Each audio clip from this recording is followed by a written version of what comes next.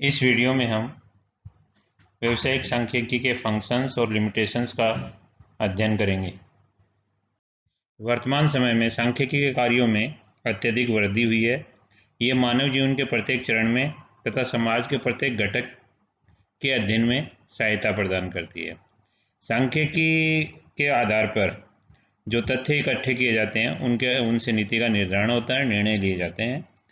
तो सांख्यिकी के कार्यों को, फंक्शंस को अपन समझने के लिए पॉइंट्स के आधार पर विवेचन करेंगे, एक्सप्लेन करेंगे। तो इसमें पहला है to express facts in exact numbers. सांख्यिकी में जो तथ्य होते हैं उनको एग्जैक्ट नंबर्स के रूप में व्यक्त किया जाता है, संख्यात्मक रूप उनको दिया जाता है। जैसे अधिक शुद्ध, निश्चित और स्पष्ट बनाया जाता है उनको।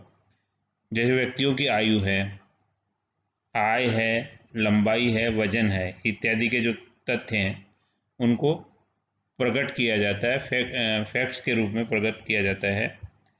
कुछ तथ्य जैसे गुणात्मक होते हैं, ईमानदारी है, बुद्धिमत्ता है, उन्नति है, मंदी है, तेजी है, इनको ये गुणात्मक तथ्य हैं और गुण संबंध के आधार पर इनका भी विश्लेषण किया जाता है।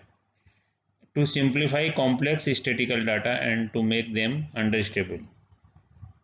सांख्यिकी में जो समांक होते हैं वो कई बार जटिल समांक होते हैं, उनको सरल किया जाता है, वर्गीकरण किया जाता है, उनका सारणीयन किया जाता है।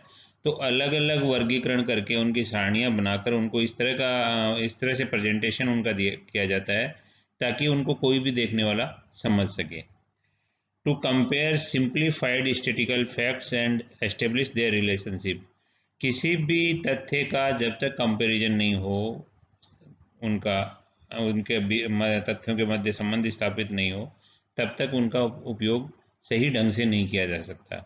तो सांख्यिकी में जो फैक्ट्स अपन इकट्ठे करते हैं, सिंप्लीफाइड करते हैं उनको, उन फैक्ट्स के मध्य आपस में संबंध स्थापित करते हैं और संबंध स्थापित करके फिर उसका अध्ययन किया जाता है। माध्य, अपकिरण, सहसंबंध इत्यादि माप की गणना की जाती है।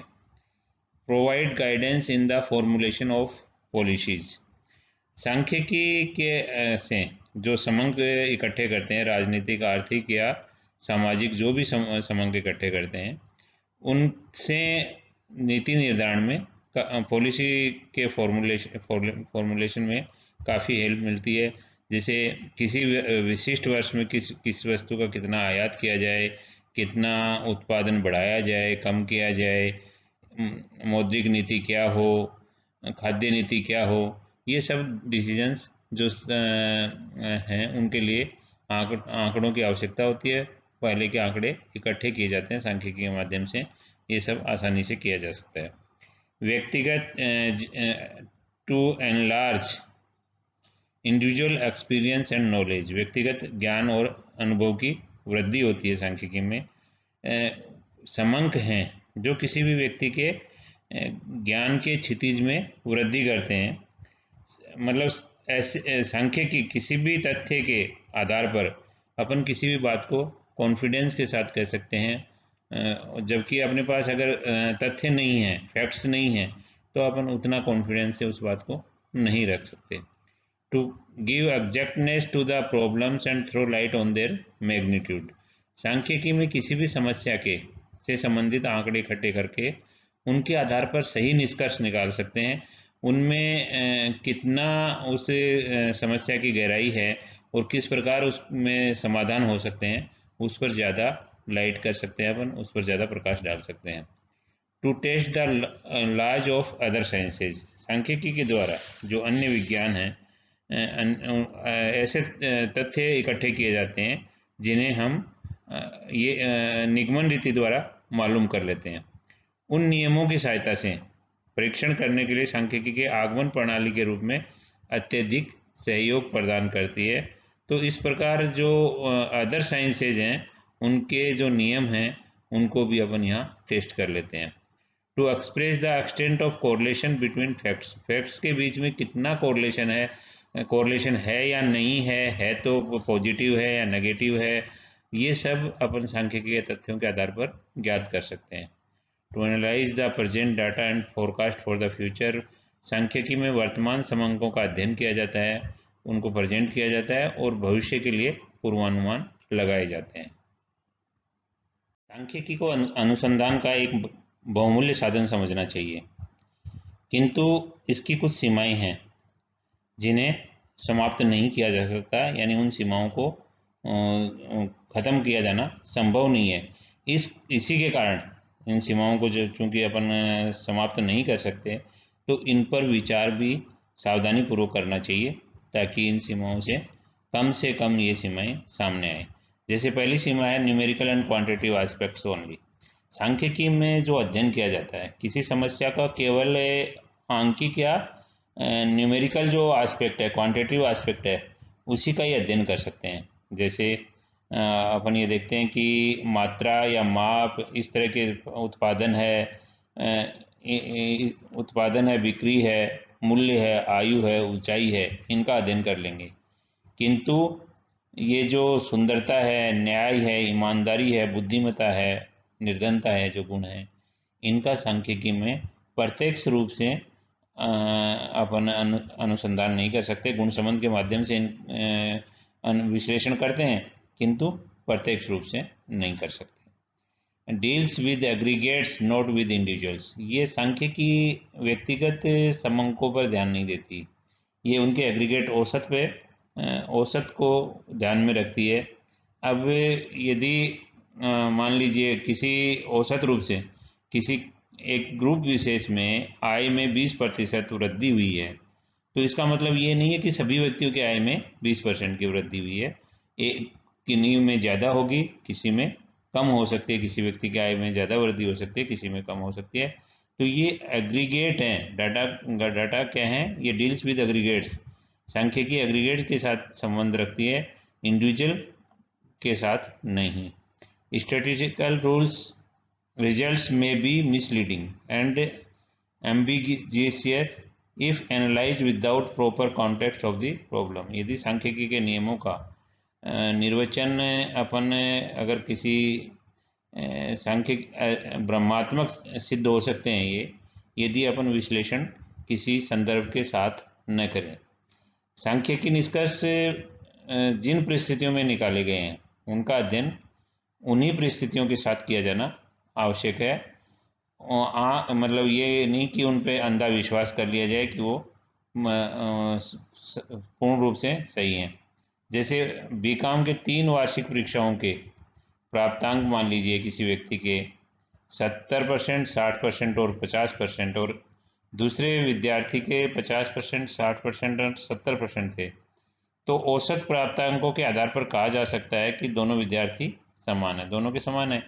किंतु वास्तव में इनकी तुलना करें तो दोनों समान नहीं हो सकते। तो इस प्रकार जो रिजल्ट निकालेंगे वो किसी जो संदर्भ है उस संदर्भ के साथ जोड़कर देखना चाहिए। Statistical laws are true in the long run and on an average. मतलब ये लंबे समय में जो नियम है, सांख्यिकी के नियम, वो दीर्घकाल के लिए सत्य होते हैं, औसत रूप से लागू होते हैं। ये मान लीजिए एक सिक्के को उछाला जाए और उसको हेड आने की संभावना रहती है, तो 100 बार उछाले जाए तो 60 बार चित और 40 बार पट आता है आए, जबकि संभावना कितनी होती है, 50-50 बार होती है।